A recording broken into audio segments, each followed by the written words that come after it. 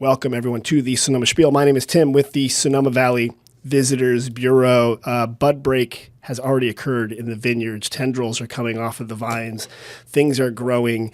And when you drive down the valley, there's this beautiful green vines appearing, and it's beautiful. And it brings to mind the fact that there are so many vineyards in not just Sonoma Valley and not just California, but actually in the entire United States. As a matter of fact, I went to the internet where everything is true, and I found out that there are like 11,499 wineries, 11,499 U.S. wineries, probably bonded and licensed, et cetera, et cetera. That's a lot of wineries. Most of them are in California, 42% of them.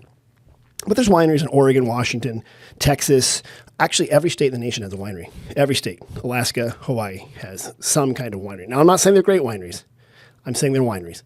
And I'm not going to say they're bad wineries because I wouldn't do that because I'm a nice guy. But the reason why I bring this up is because today I have a very special guest. Now, I know every week I say I have a very special guest, but this time I do actually mean it. I've known this guy for a very long time, actually, and he knows a lot about wineries because he has, I think, the longest running winery podcast in the United States.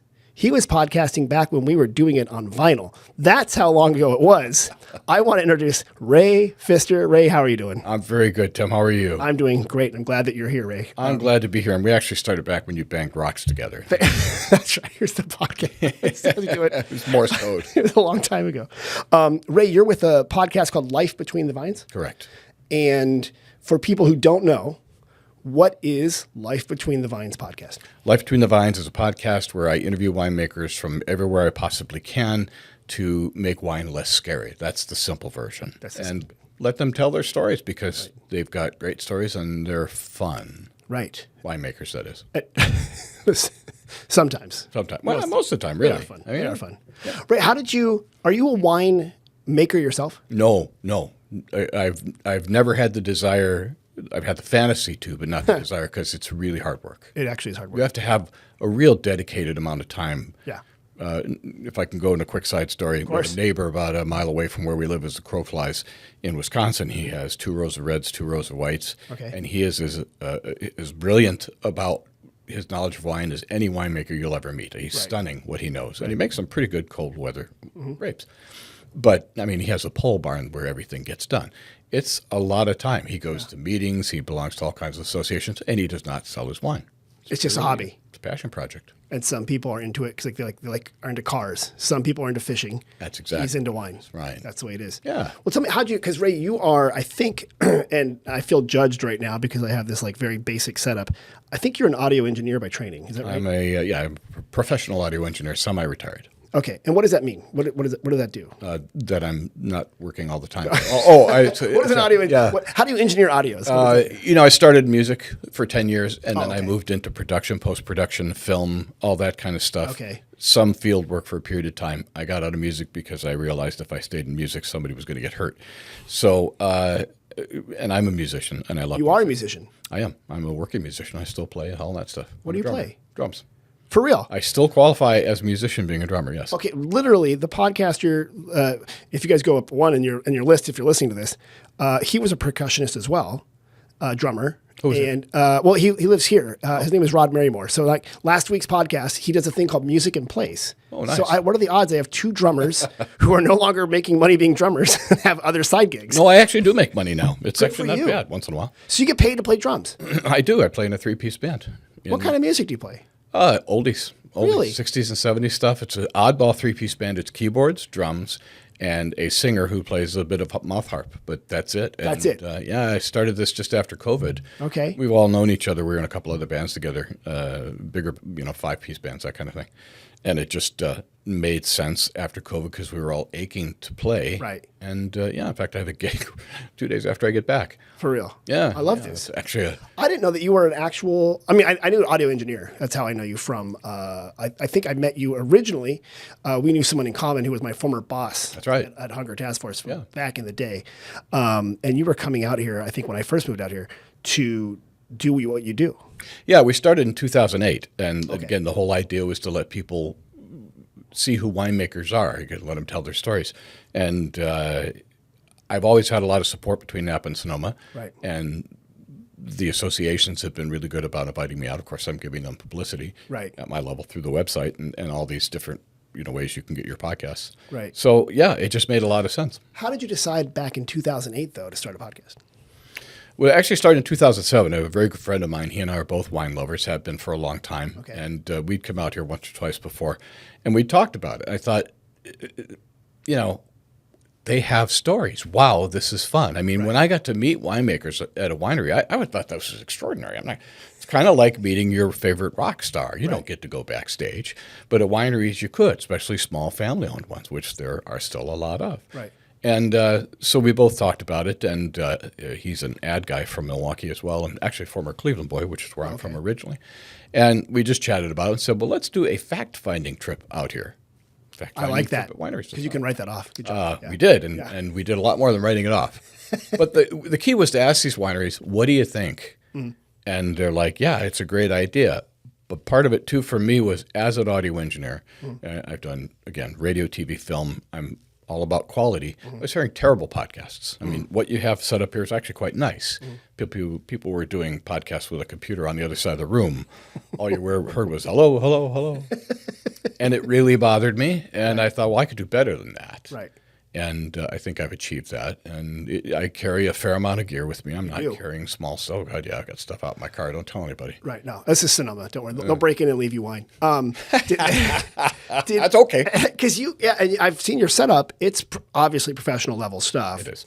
When you first started coming out here, did people know what a podcast were? Because they started out, I mean, iPods don't even exist anymore as we know it. So the name podcast comes from iPod, which if you talk to a kid listening to this, like, what's an iPod? One, I don't think a kid's listening to this podcast. But two, this was like long form audio content that didn't require a cassette tape or a CD.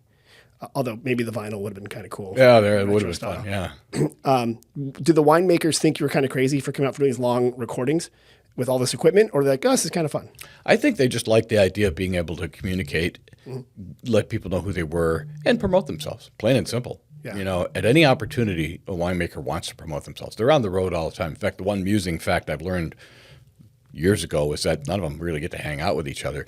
They see each other either there at barrel events or in the airport. Yeah.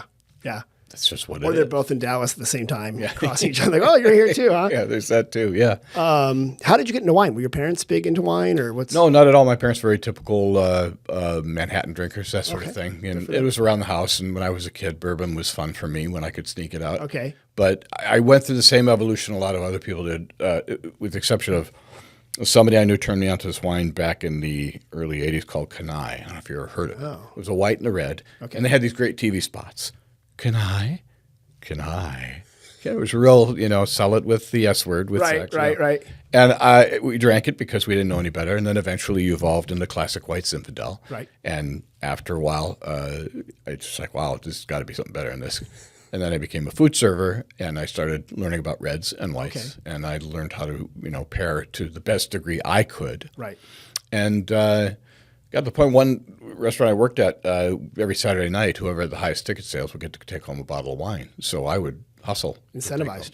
I had a mini cellar back then. It was fun. Was that back in Cleveland? Yeah. That would have been like 1985, 6, 7, something. Okay, so that was the beginning of sort of the American wine explosion when we went beyond the Canai. And I've had, by the way, the Blue Nun, Bettina, has been on our podcast because her dad, who recently just passed, but he was like the Blue Nun in the United States. But like we saw that mass introduction of wine, and starting in the 80s, the premiumization of wine. So you were at the right spot. It was luck. Yeah, well, I always called that my life. I'm lucky. I mean, I was born when rock and roll started, get out, and we had the best music and the best TV shows and the best movies, that sort of thing. Not to criticize. What is this modern crap I'm listening? Get this Spotify off my crap. Get off my lawn. But it was happening. I don't. At the time, I was getting into it. I didn't understand that. I just knew I liked good wine, and more importantly, I liked sharing it with people. Okay. That's, I had I wouldn't say built, I had a small itty bitty microscopic cellar, but we'd have friends come over just to get rid of some of it. And I didn't know anything about what I was drinking except for I knew what I liked. You're having fun. Yeah. Oh, God, a lot of fun. Yeah. And I was like, remember the Open That Bottle night? Wall Street Journal used to have that. Yeah, that's right. Yeah. So you were kind of doing that, like just deplete our stock night. Exactly. Because you want to go buy more.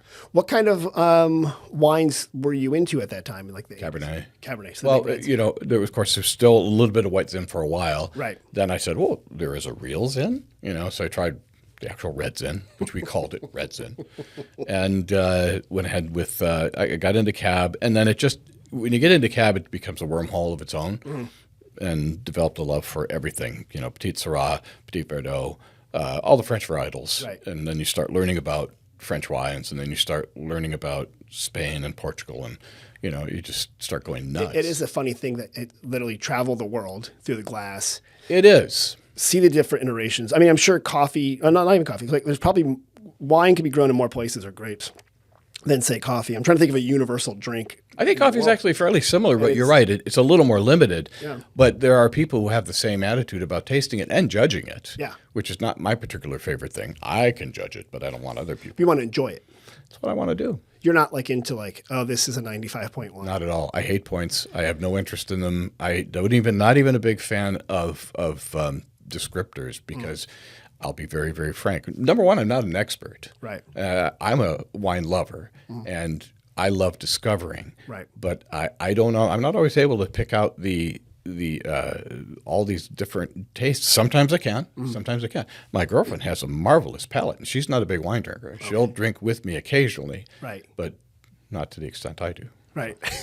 I had a friend of mine since passed, Jim Cottle. He was a famous PR guy. And I was once looking at the back of a wine label. And it was like, Brambleberry, Cassis. I'm like, Jim, who writes this crap? And he goes, well, I wrote that one.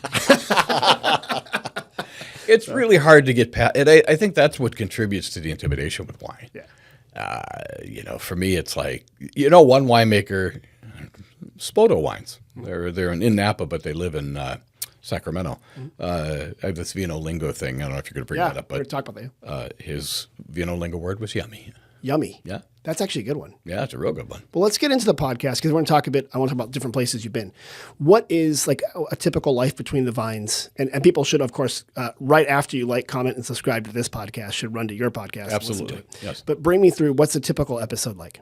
Typical episode is, I'll sit down and I prefer to do them in person like everybody else in COVID. I had to do them by phone. And once in a great while, because of places I can't get to, I can't travel, can't afford to travel to, I'll do it by phone. It starts off with really tell me about you, tell me about your journey. What was the thing that hooked you? Why did you want to become a winemaker? And if you opened a winery, when did you officially become insane? Or were you already insane and like, I'm going to start a winery? Exactly, right. There's a cart and horse issue here. It's exactly what it is. And then there's the old classic saying, how you make $1 million in the wine business, so you start with 10. So it just goes into that. Right. And for me, the one thing I'm proud of that I really like is I do not have any piece of paper in front of me during any interviews. Right. It's like you and I right now. It's a conversation. I want to have it be organic. I really don't even do any degree of research unless I know that maybe they make, wine out of pig's feet or whatever. Something very obscure that you have to look at. I want them to tell the story. People really aren't interested in me. They want to hear what they've got to say. And all my job is to do is to draw it out. I was a journalism major in college, which I did not graduate from. Oh. But that interest is still in me. They should give you an honorary degree. Absolutely. Where was it? It was Lakeland Community College in Cleveland. I'm going to call Lakeland Community College in Cleveland and say, just based on sheer accomplishments alone. Well, my dean, as well as main professor at school, sat me down one day, and I actually did very good grades and all that, and he asked me, he said, would you go to jail for a source? And he barely got the question out of his mouth, and I said, nope. And then he said, maybe you should think of a different. He was an old newspaper guy. Would you go to jail for a source? I'm 19 years old. Why are you sweating me out, man? That's exactly what it was. That can happen? Journalism 101. Yeah, exactly.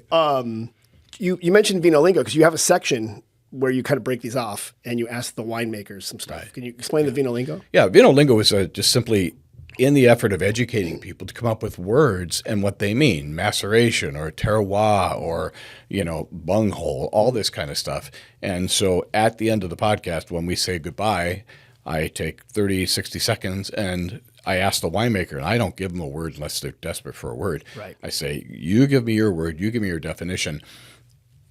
All the very common, well-known wine words are done. Right. So then we got to the point where we were starting to have people do in-house terms. One of my favorites was a winemaker who was talking about interns. It was an acronym, DBDBA. Don't be a dumbass. But there are so many others. And if I could put a plug in, I did write a book called Vino Lingo. It's out there. You can get it through me on the website. I'm not on Amazon. Send me that link. I'll put it in the show notes. Thank you. I'll do that. Absolutely. And it is pictures of winemakers. And what I've done is incorporated taking fun pictures of winemakers, not typical, here I am with a bottle in my hand. Yep. We've done all kinds of crazy, silly poses. And there's a second book I'm in the process of writing where the poses get sillier and more fun. Oh, really? Oh, yeah. Okay. Because, try to keep it interesting. And I think so much of, and I don't want to besmirch all the quality interviews out there, but there's plenty of photos of people just sitting there in front of barrels doing nothing. And I get that. That's a lot of the place. Right. But wine, like you mentioned, it's meant to be fun. It's meant to be shared. It doesn't have to be 100% serious. Right. Well, and it's kind of like talking to you, Tim. You're a fun guy to talk to. Oh, thank you. And this is a conversation. Right. And that keeps it interesting and hopefully keeps the listener interested. Right. And for me, and maybe you're the same way, sometimes it's a little while till you get that hook into them and you really get that response. I had one guy here in Sonoma, and he was in town in Milwaukee, and so I had him in the booth there, and I'm just going, oh my God, I'm dying. I'm 10 minutes into here. And I'm getting Bob Dylan answers. Yeah. What's your favorite color on a Tuesday afternoon? Green. And somehow I went technical, which I know what you do. Right. Normally don't do. And he just, wow. Oh, he wanted that. Great. Oh, it's fabulous. So he was cork dork level. Like he likes that stuff. Yeah. And this rarely happens. Right. For me, it's just like us right now, laughing. Well, what's funny about when you say the cork dork versus the laughing is that I've been on the road. When you bring winemakers out, there is a danger that they will just say words like diacetyl and stuff like that. Yeah. And I'm like, a buttery flavor. And like 'cause I deal with a lot of lifestyle and food and travel people, not just wine people. But it's weirder when you get the super cork dorks who show up and they have like binders at those, those big consumer tastings. Yeah. And they say words like clonal varieties. I'm like, okay, man, I'm out of here. Like, I can't handle this. And they're insulting your glass shape and stuff like that. Yeah. But some people really like that part of it. That's the passion for them. Oh, and that's too where I cross over from being the not too serious about wine guy, where I am very specific about my wine glass. I really believe in that. Makes me crazy. I saw a guy from the Bordeaux glass and the Well, I like flutes that. or whatever. Yeah. But it was today. I was at this event, and there's a guy from a very well-known organization. He's not a winemaker, and he's holding the bowl with his hand. I'm like, dude, stop that! You're making the wine warm. Knock it off. Yeah, Hey, you there. You there. I like to think somebody knew better than that. Yeah, I'm sure. But there are certain things like that I'm a great believer in. When I have a tasting group back home, Okay. and we meet once a month, and we set it up just like any formal tasting you would see at a tasting room. Right. And it really is a stump the band thing is all it is. Okay. And the best part is we really expose ourselves for being dumb. But it's fun to search. Right. And I mean, for me, I get lucky with vintages, but man, naming the varietals. I'm not good at that. No. There are some people who are very good at that. I have no idea how they do that. And you got maybe people listening hear it. It's a bad allergy day out here today, so I'm really stuffed up. Yeah. So in the spring, I can drink extremely bad wine because I can't taste anything right now. I'm just like so. You can live cheaply that way. I know. It's hey, bottom shelf for me. I have a friend of mine, if I could real quick, lives over in Napa, and he's a winemaker. And he's Danish, and he came out of retail before he became a winemaker. He's been a winemaker for a long, long time, and he's a brilliant winemaker. But he's an incredible taster. I've sat in on more dinners than I can count with him, and he will do the upside down pyramid where he will just go New World, Old World, this, that, the other, and he will nail it. With a blind taste. Blind. We always taste blind, and he is 99% of the time. I don't know how they do that. They're I think super it's tasters. that constant tasting. Yeah. It's constant. It's like, you know what? I collect Beatles memorabilia. Okay. I know a fair amount about what is and what ain't. Okay. And that's what he is for wine. Got it. Because I spent so much time around it, I know it. I don't drink every day all the time, much as I would love to. Right. I couldn't get away with that. Right. Okay, that makes sense. Ray, I want to talk about, you are here for, other than just this podcast, you flew out from Milwaukee, from the 414. Right. Here to the 707. What was the event you were in town for? Well, I'm here for both a number of interviews as well as the Sonoma Barrel Auction, which is their fundraiser for themselves. Here's my big question. Everyone in wine country has barrels. We get them from the curb and we put tomato plants in them. Why do we need to auction them off? Or what? Am I misreading this? What's going on? It's the wine. It's special wine made. What Sonoma calls it is the one time. Oh gosh, they're going to yell at me for this. Oh no, I'll show you up the tagline. Boy, Michael Haney's mad at you right now. Barb's like going to text me. Boy, once in a lifetime Barbara, wines? if you're listening, don't hate me. Barb, don't. No, he's doing a great job, Barb. Don't worry about it. I'm gonna look at it. So, is it like once in a lifetime? Something never again. Oh, okay. Single lots never again? No. I'm sure. I can't believe I'm forgetting on it. Well, it's the here it is. Ready? Yeah. Thank God for internet. Yes. Hold on here. Never before, never again wines. Right. And so what it is, these winemakers will choose from their finest possible vineyards, blocks, whatever it might be, and they make this wine for the auction, and people can come taste just like they would, anywhere that they're going to do. So you can taste from the barrel. You can do a barrel taste. Well, it comes from the barrel. Yes, it's more of a name. Got it. There is a barrel that's there that has nothing to do with the wine. Understood. But they go around from each space to space to taste these wines, to talk to the winemaker. Got it. Okay. And get a little info on it and see what they're going to bid on, what they want to bid. And these are big time wine buyers usually, or like they might be restaurants. They in might this be particular collectors. case, they're trade only. Oh, okay. So you and I can't do it. I can't buy the wine.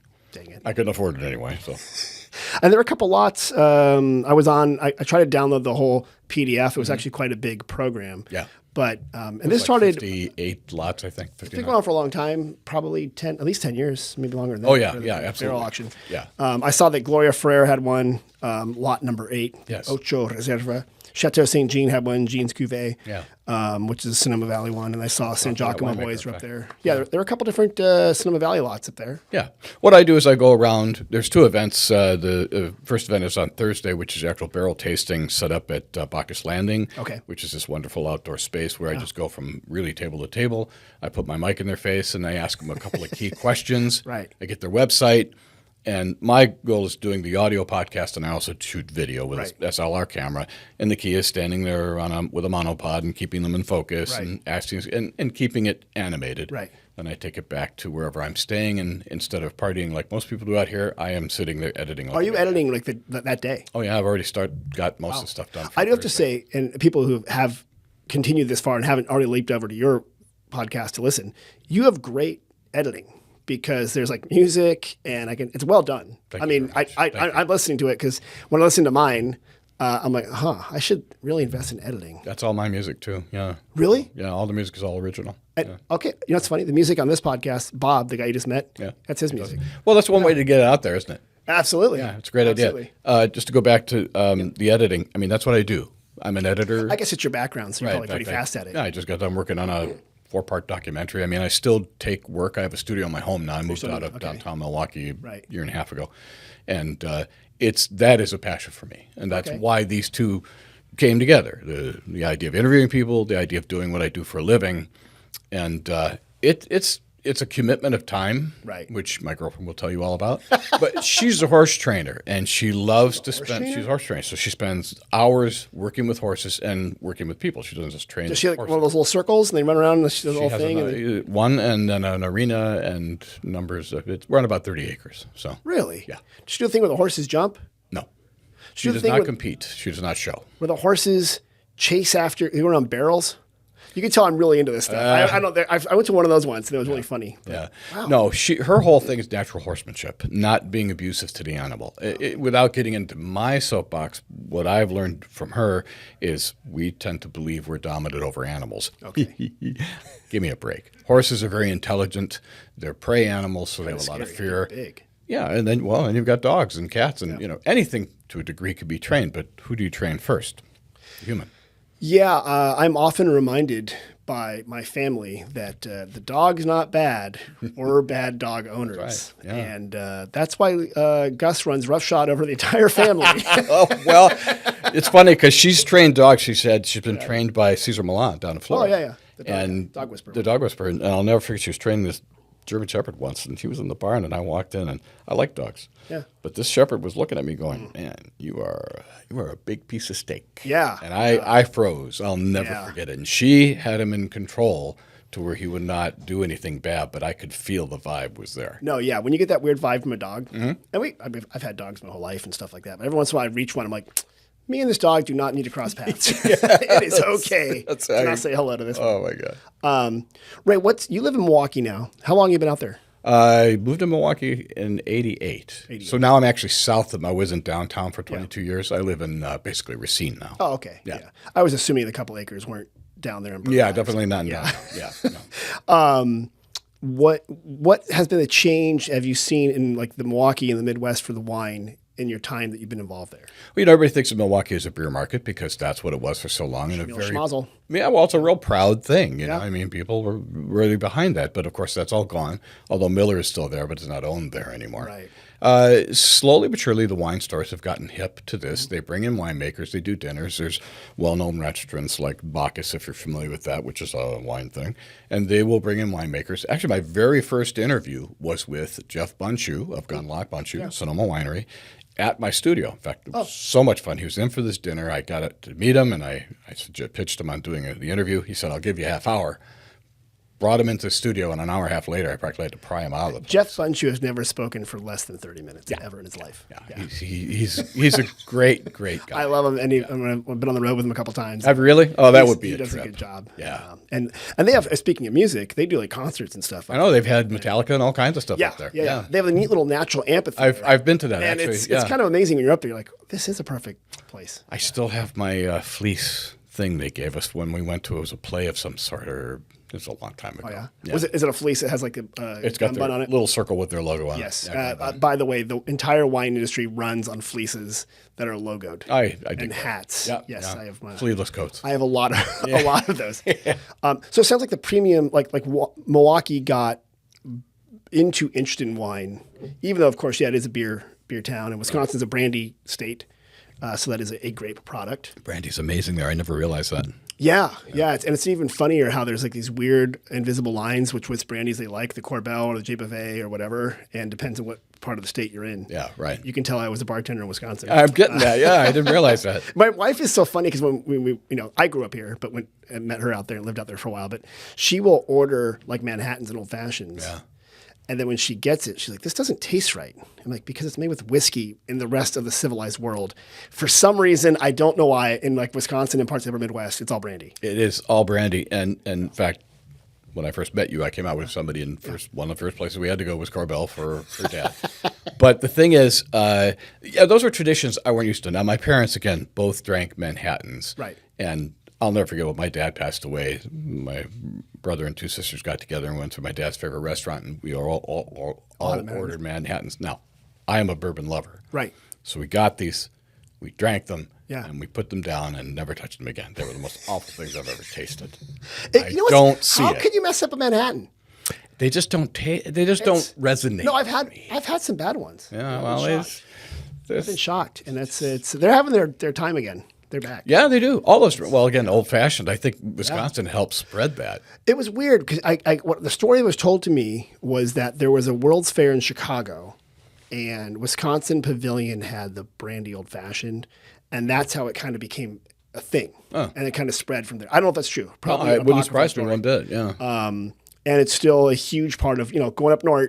North. Gonna go. They know what they like, though. It's It's funny because they always talk about specialty marketing, and you're a marketing guy. Beer, brats, and bowling, and exactly what are you going to do about that when you've got a certain well-known richest guy in the world walking around with a cheese head on his head? Yeah. That was amazing. You were there for that. You were in the state. I was in town. Yeah, I wasn't at the event. No. Was that event? Where was that event at? I don't know where it was. Green Bay or something. It might have been at the Fiserv. It was insane. That was crazy. Yeah, I'm not the cheesehead thing. Really is. I've got a cheesehead. Yeah. My mother-in-law sends out a Packer box. So my mother-in-law has completely and absolutely propagandized my kids against the Niners since birth. Oh, funny. So they all have Packers stuff because she lives in Green Bay. Like when we got married, we could see Lambeau from no kidding. from the church parking lot across the valley. Being a Cleveland boy, that's hard. I'd like to say out loud what my favorite team is, which I can't say anymore. I grew up with Jim Brown. I grew up watching Jim Brown. I have a very negative attitude towards my team. But then again, I've got a great baseball team and a damn fine basketball team.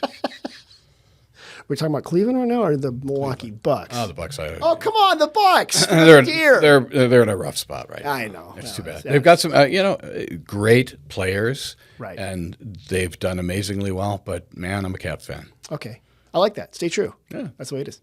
In addition to like Napa and Sonoma, which I know you come out to a lot, what other kind of wine regions have you been to when you do your stories? I'm limited to what I can afford because I'm pretty much self-sustaining kind of thing. But I've had French, Australian, New Zealand. Wow. I've been to Italy twice. To Asti, which was fun. Totally different thing. The original ASTI. ASTI. Okay. So we have one here. What's the name for that one? You do. That's right. I forgot about that. You were right by it. Well, you have Concord here too. Yeah. It was Asti, and then we did a trip to Abruzzo, which is on the Adriatic Sea. It's about 3 hours due west of Rome. And this is one of my favorite wines is Montepulciano di Abruzzo. Okay. Love it to death. And to be on the Adriatic, to dip my foot in there was fun. But nice. the people were just so incredible. Italian people are great in general, but this particular town, they were so sweet. We did a lot of touring and saw a lot of places. But anyway, I try to get anybody I possibly can. I'm also focused on the States. I've been to Oregon, Willamette Valley. I was just there last year again. I've been there a number of times. Okay. I've got a trip to Washington come up later on this year. Ohio. So I want to talk about that because, like most people in the United States, when we do talk about wine, California comes up. Then, if you're a little more into it, Oregon and Washington. Right. But the Ohio, Valley or Ohio Grand River Valley has a wine region. Valley. Right. Yeah. Yeah. My mom would always bring up Catawba Island because she in the Catawba grape. Yeah. Because she grew up in Columbus, so she would go up there a lot. That winery up there just got sold a little while ago. Oh, did it really? Yeah. And I'm sure it's great. We every year we go up and buy that wine, and sometimes we make a punch out of it with some Sprite and stuff. Myers like that. wine is up. Well, was up that way, and that just got sold too. Have you gone to any East Coast wineries, like in Virginia and stuff like that? By phone. I've talked to one or two wineries in the Shenandoah Valley in Virginia. I've talked to a number in the Finger Lakes. Oh, yeah. I've toured around in person up in Michigan, so I'll never forget that because I chose to go up there in November. That was a good move. Did it snow on you? A little bit. Yeah, it was officially a nightmare. It's wonderful. What about it? And they supported us. They paid for the trip, which was nice. Okay. And they paid for the record to get you out of the yeah, it was not far from it. Believe me, there were a couple of moments. But I also have recorded some wineries down in Florida, which is interesting. There was a one-night interview. Lakeland Winery? No, it actually is. One is a urban winery in Orlando to the west side of Orlando, nowhere near the touristy end of things. They bring in juice from all over the place. The woman who operates it, she was a former COO or CFO, I don't recall which, of Ruth Chris Steakhouse. Oh, okay. So, in fact, it was so funny because I asked her, I said, what do you think after operating for whatever, with 4 or 5 years? She goes, if I knew then what I know now, I never would have done this. I know. That's anytime people get into a certain business and you always ask him, it's because I didn't know what I was doing. There's the old thing of never meet your heroes. Yeah. And you asked me, or somebody asked me today about would I want to be a winemaker. I love being around it, and I've been fortunate. I've worked at 2 wineries for a week. I worked up at GoldenEye for a week back in 2011. I worked at Alpha Omega and Napa in 2009 for a week. Loved doing it. Right. But I didn't have that responsibility. Correct. I had and still have a business. You knew you were going to walk away from that. Oh, God, yeah. Thing. I once asked a neighbor of mine who's a winemaker, Kara Morrison. She's over at Sonoma Valley. And I said, I want to learn, I'm going to get some grapes and maybe in a bucket to make some wine. And she goes, okay. So she dropped me off this pack. And it's a funny thing. At 3 a.m, because it was harvest, she was on her way back from working all day. The most complex directions of all this sort of stuff and how to do it. And she used all these words I had no idea. Yeah. And I'm like, I'm just going to buy grapes and wine now. I'm not going to make wine. Well, every winemaker, way too hard. Every home winemaker goes through the experience of filling up, whether it be the old big water jug and that when it comes back in your face like a it explodes. Shotgun. Yes. When I was up at GoldenEye, we did the barrels, and you just top off the barrels, and I learned to carry a little flashlight with me so you can watch as you fill them before they explode in your face. Kind of like having your child throw up on you. So yeah. It was fun doing it, and like you said, it's fun because I can go home. Exactly. That's what I like about when I go visit wineries and stuff. I'm not responsible for anything like that. Right. And if I don't like the wine, it's okay. You can pour it out and try something different. Right. And yeah, it's not like your heart and soul's into it, but the passion of other people's there. So I like that too. It is. I mean, I was telling somebody the story today. When I left, when I did the week at Alpha Omega, my hands were completely purple. And I was thinking, man, I do not want this to go away. This is my badge of honor. I had a winemaker, Robin Leo, who's just a sweet woman. And she said, called me old purple hands. And I was like, oh, God. Oh, look at that. I've got my badge of honor. It's exactly what it was. And I'm sitting on the plane back home and I'm looking, going, man, this was it's quite fun. An experience. Well, there is those kids that come here. I say kids, but they're adults. They do the winery internships, right. And a lot of them. Some follow the harvest, right? Northern hemisphere, southern hemisphere, and they just want to. They're not in it for a lot of money. They don't, because when you look at the number of hours they're putting in, it's the passion and to learn. And oftentimes here in wine country, in the local, next door in Facebook group, it's like, we've got interns coming. They need to rent a room. Right. You're never going to see them. They're just going to sleep there for 4 or 5 hours. That's all it is, to sleep if they get the chance. Yeah, but they love it. Yeah. If I could tell a quick side story. Go. Which is for me a great irony. My original partner in Life Between the Vines, and he only stayed on for a year, then he moved on. He had a son who was an intern for me at my recording studio. He was wanting to learn about recording, and he was when his kids really didn't have a direction at the time, just out of high school. And he did his 6 months and then moved on. And then about a year or two later, he came back. We hired him as our assistant because we needed somebody. He didn't have a gig, and again, he was kind of wandering. He's a bass player too. And anyway, I'd been to his house with his mom and dad. They're fellow Clevelanders, former Clevelanders. And it was always great because he would cook, and he was a really good cook. Oh. And I don't know, this is again 24, 23 years ago.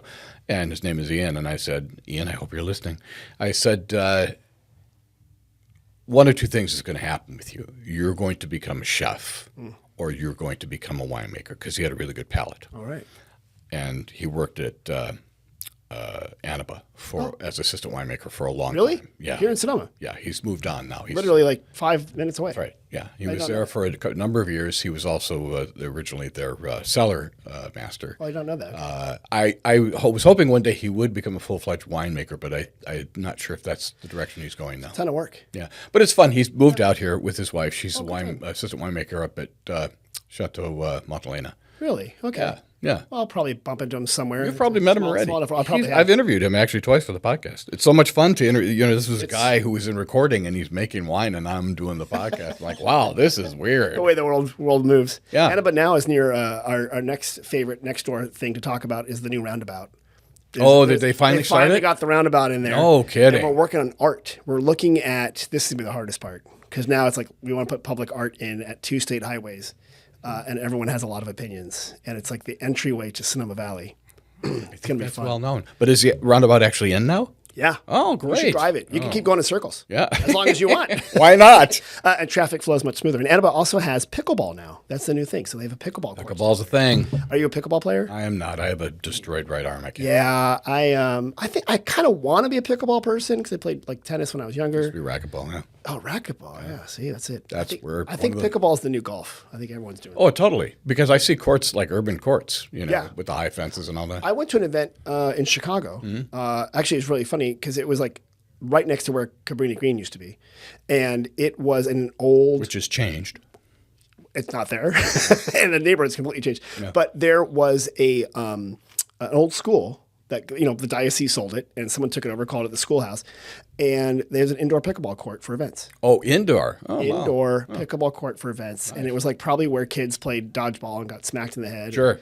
It was so much fun. But we were drinking wine and having a great time. That's even better. It was really smart. Yeah. I'd love to play it. I just, like I said, I can't. Yeah. It's fun to watch. Yeah. There are a couple people here who do like wine and pickleball tournaments too. So that's the big thing. Yeah, what could go wrong? Right when you're not doing podcasting and you're not playing drums, and you're not working, like what are your hobbies? What are you doing? Oh, I hang out with my cat and abuse him from time to time. Oh, good. He's just a little sweetie guy. He's a one-eyed cat. And you have a one-eyed cat. You have like a little pirate cat down there. Actually, I had 2 cats with Sam and Dave, but Sammy... Of course you do, because like your little soul music there? Right, yeah. Sammy went over the rainbow about 3 years ago. Okay. So took my heart with me. Sorry. Baby's still a sweetie. And, I do write music. I do... when you write music, are you saying you actually write it down, No. or you just like play No, stuff? I play it.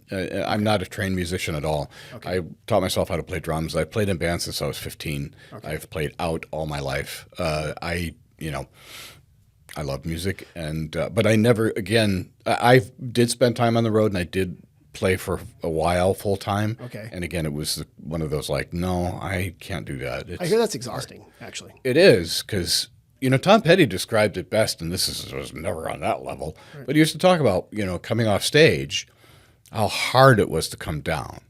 And Mike Campbell, his guitar player, just wrote this great book called Heartbreaker. Highly recommend if you want to learn about rock and roll. And he talked about this idea of playing for 20,000 people.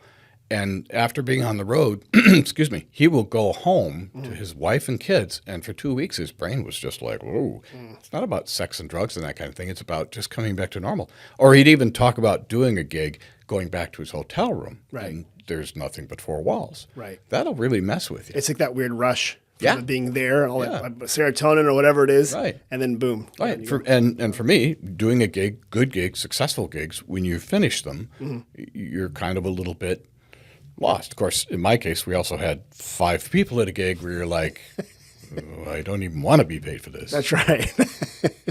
That's kind of the stuff I do. I keep pretty darn busy. Do you play like in bars and stuff around? Midwest? We play in an American Legion Hall from time to time. Fantastic! It's so much fun. I wish we had more of those out here. Yeah, VFWs. Yes. This one is like got these 80-year-old people that love to dance. When I used to live in Bayview, there was a VFW around the corner. Yeah, sure. The V. Yeah, and also the V up on it was like a 19th and Wisconsin or 20th Wisconsin. They weren't so quick to check IDs in college. It's kind of a wonderful spot to hang out. Yeah, those are the best kind of places. We play at a Renaissance Inn in fact, a week from Thursday. I love this. From yesterday, we're playing this Renaissance, which is a lovely hotel, and they have an outdoor patio on, which is a lot of fun. Plus, they have this interesting hallway bar we play from time to time. Wait, what's the name of the band again? The band is called Tangled Chords. Tangled Chords. Yes, with an H. As CHO, yeah. I get it. It's a music thing. It was funny because this American Legion Hall put up a nice big vinyl sign for us, and it was CORDS, which was like, well, at least they did the sign. Yeah, and you're like, but we're doing an acoustic, so there's no chords. Exactly. Ray, I do have to give the obligatory pitch. I'm going to give you this amazing gift. Wow. And I'm going to try to slide across the table to you. Here we go. The Sonoma Valley is celebrating our 200th harvest. That's beautiful. 200 years ago. 200 years ago. Wow. Bear me out. And you're going to hear more about this soon, especially from Sonoma Valley. So Sonoma Valley, grapes came here with the missions. Yeah. We are the last mission in California. There's 21 of them. Sonoma was sort of like, I always say, we were the ass end of the mission trail. They were running out of money, so the mission got pretty small. And this is not the Santa Barbara mission. Okay? Yeah. But they, of course, planted grapes because that was a sacramental thing there. Sure. So we came up with this neat little Sonoma Valley wine 200-year logo, and we're celebrating it. It's actually a multi-year celebration because, you don't just show up, roll up, plant grapes, and get wine. You got to plant the grapes. You don't? Talk about the economics of growing a vineyard. Yes, I wasn't listening. Yeah, you're waiting 5 years before you can sell your product. Yeah, I know, it's crazy. So they plant the grapes, and then it takes a year or two to get the grapes to actually grow. So you plant the vines, you get the grapes, and then you can make wine from it. Right. And you can make wine. You can make a quick wine, a quick sacramental wine. You don't have to age it that long. It might not be that excellent. But for sacramental purposes, it probably works. Yeah, right. Yeah. And I was an altar boy. I know how that works. You know how it works. Yeah. So this is really nice. Thank you very much. So I'm wearing this with pride. You got your Sonoma Valley pin, and there's gonna be all sorts of other swag. And at the Valley of the Moon Vintage Festival, which is like one of the longest running vintage festivals here, and it's in Sonoma Valley, and it's the last week in September. We'll be doing a big blowout celebration. So excellent. Maybe you come back for that one. I'd love to. Maybe we get you to interview some Sonoma Valley people. I would love to do that. Yeah, that's going to be a big one, and I can get you to talk to. We have the Sonoma Valley Vintners and Growers, so our AVA, you know what that is. But for the listeners, the American Viticultural Area or specific region of wine, also called appellation, if you are a Francophile. That's not in Pennsylvania? I didn't realize that. It's a big coal seam. Oh, that's a bunch of banjo singing. Appellation, French for name, but AVA in American English, American Viticultural Area. So Sonoma Valley is one of the, I would say, preeminent AVAs among Sonoma County, of which I think we have like 17 or 18. Actually, I think you're up to 19 now. I used to take great pride in knowing them all, and I don't anymore. I know it's funny because we used to have a big map, and then every like 5 years, I'm like, wait, there's a new one? Like the Petaluma Gap is one. And listen here, Petaluma Gap people who actually are friends. And I like them, and Anna Keller and all you guys.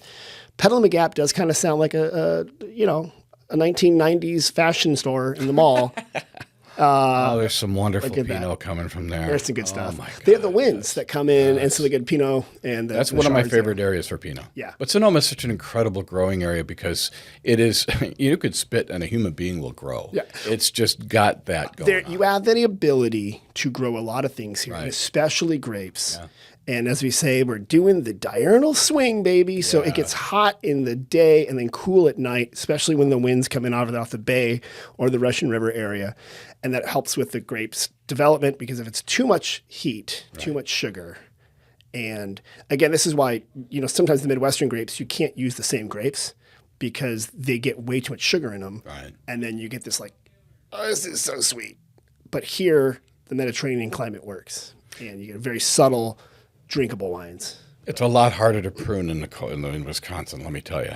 It's insane up there. And it's cold here too during pruning season. Right. There's a winery, a gentleman by the name of Steve Johnson. He has two wineries, if I could put a plug in, Parallel 44 and Door 44. Oh. He's very successful. He's a great guy.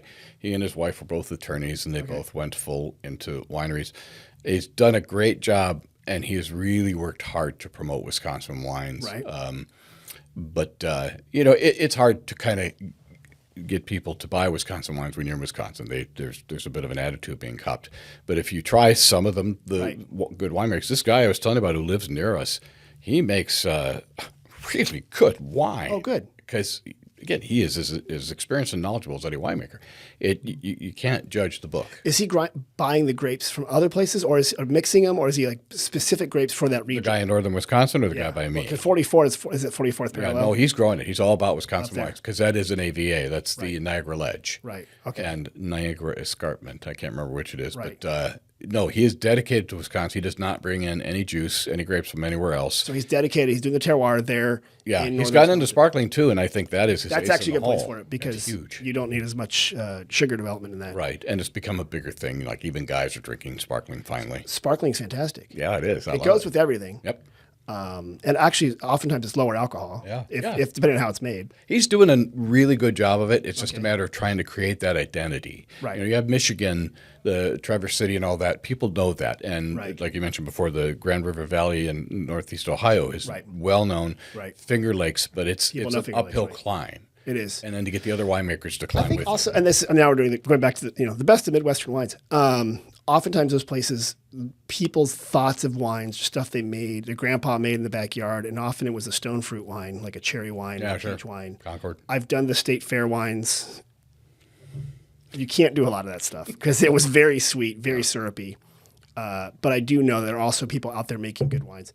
And if they want to send us a bottle, we will happily open a bottle here on the Sonoma Spiel podcast. That's only fair. Yeah. But the thing is, I try hard not to judge. I will not drink an apple wine or a cherry wine or anything like that. But that doesn't mean I'm going to look at you and say, don't drink that. If I had a nickel for everybody who says to me, well, I really prefer sweeter wine.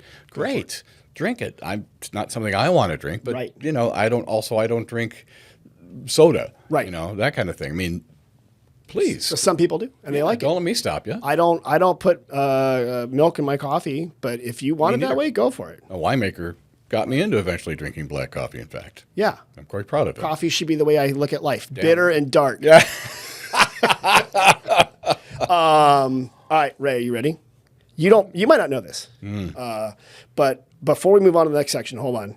What is your website if people want to find out more about your podcast? I'm glad you asked that question. Thank you. Thank you, Tim. That would be www.lifebetweenthevines.com. Got it. And if they were searching for you on their favorite podcast platform? We're on a lot. FeedSpot. We're on Apple, Spotify, iHeartRadio, Monkey Do. You're on all of them. Exist, actually. The things you get picked up. And isn't it weird? It is weird. It's actually kind of funny because the podcast is copyrighted. Oh. Copyrighted. And I'm a copyright holder as music. As a musician. Oh, right, of course. I don't care if anybody takes it and uses it because it promotes it. Yeah, that's a good way to do it. My music, but it's I want people to share it. I'm okay with that totally. When I make this is really worth saying, and I'd like to make this very clear. When I interview a winemaker, if you're the winemaker I interview, I shoot video, I do the audio, and then I say, look, take it and use it. Right. Please put it on your website, your social. Totally. I did it for you. Right. I'm not doing it for money. I'm doing it for promoting the business and because you allow me to come to you and talk to you. I really dig that. It's your passion. Yeah. Okay, so Life Between the Vines. Find it on all the fine podcast platforms. That's right. And even some not fine ones. And the crappy podcast platforms. Crappypodcast.com. Banging two rocks together platform. All right, Ray, this is how it works. Everyone comes here at the end of the podcast. They help us. You might not know this. We have 2 visitor centers. We have professional staff. We have volunteers. People call us. They text us. They Facebook message us and DM us on Instagram, which I just got. And they ask us questions. And you're going to help me in a segment we call We Get Questions.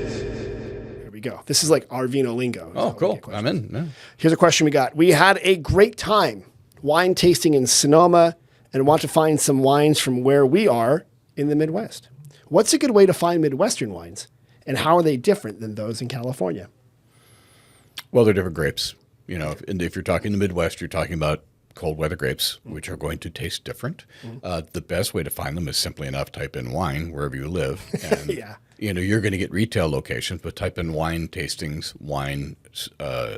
Really, truthfully, if you have a wine store you go to, they will tell you that there's a winery here, there, and otherwise. Okay. I'll use Wisconsin as an example. There are boatloads of wineries all over the state. Right. They're real easy to find, and they're very popular. Right. Right, just like that. Yeah, exactly. Just like they are here, only, and some of them are just as really fancy. Woolersheim, which you're probably familiar with, is like any other Napa or Sonoma winery. It's really quite a place. Been there a while too. And their winemaker's French. Right. Oh, oui. Okay. He is. Yeah, he married into the family. So that's the best way to find them. And also word of mouth, talk to your friends. Yeah. Okay, I like that. That's exactly it. There are a lot of wine stores, and if like you're new, like people often come here, and they're like, "Oh, we don't have this kind of wine at home." Like you might actually have a really good wine store, both for buying Sonoma wines, and to your point, there might be a local passion person who's making wine out here, or you know, Ohio, Virginia, New York. Those were settled by Europeans before California, so they probably have wineries that might even be older. You know, the funny thing is when the band gigs and somebody talks to us or we talk to them in the crowd, they're like, "Ooh, oh, they talk to us." It's like, yeah, we talk to you. We're friendly. We don't bite. Well, the same thing's kind of with a winery, winemaker.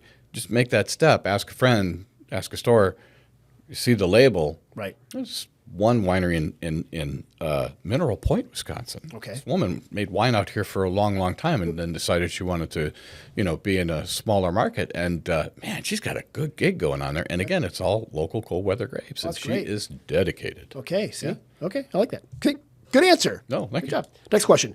I've really enjoyed listening to the Sonoma Spiel podcast, but I want to take a deeper dive into the world of wine podcasting. Can you recommend some good wine podcasts? Yeah, Please the Palate is one. Oh, boy, it's a woman out of Paso Robles, Enjoying Wine in a Glass. Okay. Enjoying Wine in the Glass. Little Wisconsin voice came out there. Those are two of my favorites. Okay. Grape Radio was the longest running podcast before us. Now we are 16 and a half years. Wow. Sadly, they're gone, but if you could look up their archive, they did some good interviews. Okay. Boy, I'm thinking real hard. Spot there. You know who does over in Napa? Doug Schaefer does his own podcast. Oh, really? Andy Dembski, his marketing guy, is an awesome guy, and you remind me of Andy. Really nice guy. And he does a podcast, and it's really fun to have a winemaker talking to a winemaker because you get a very distinct, different point kind of of vibe there. Okay, good. That's a good one. In addition, of course, to Life Between the Vines. Oh, that's the finest. I mean, if you must, yes. This is an interesting one, and you can always ask me for help on this one. I'm looking to find a lodging recommendation in Sonoma or Napa for a VIP group. They want to come out here, but they also like to play golf. Are there places where you can stay nearby golf courses? Well, there's plenty of resorts in resort areas. You know, one of the nicest places here in Sonoma, right around the corner, is the Renaissance. Oh, yeah.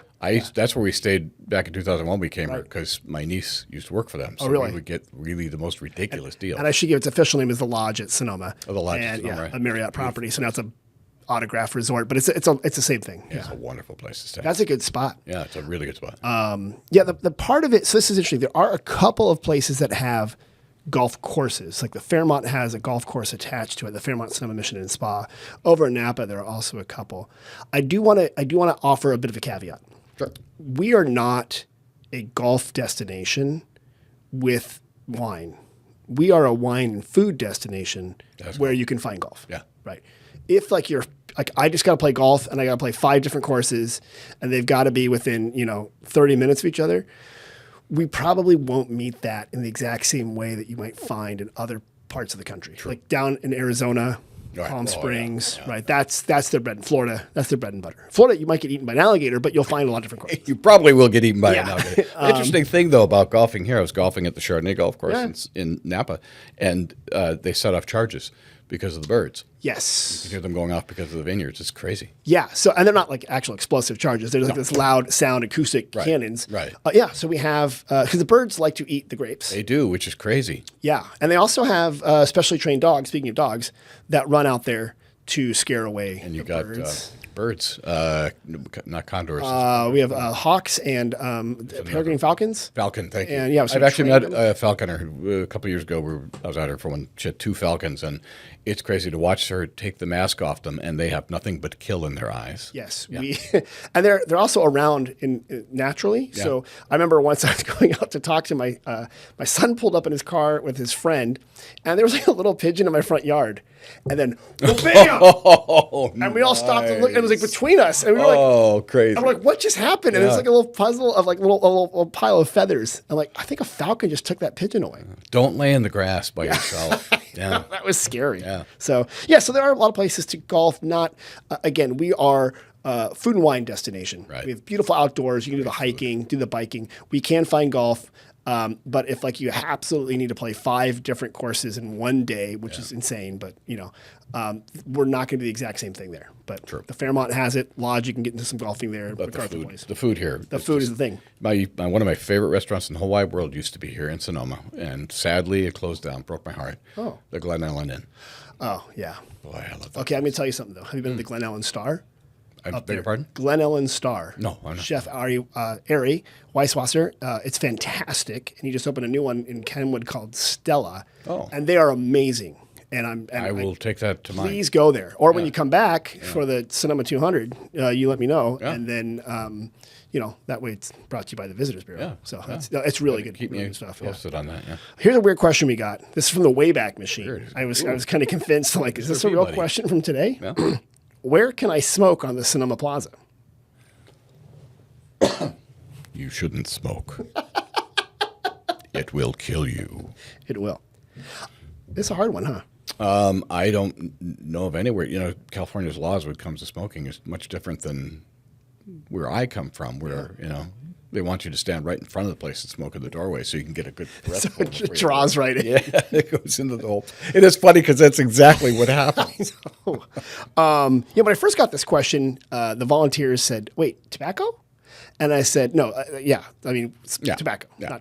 And now that it's called cannabis because it's high-end, right? Yeah, that's a classic name. The answer is nowhere.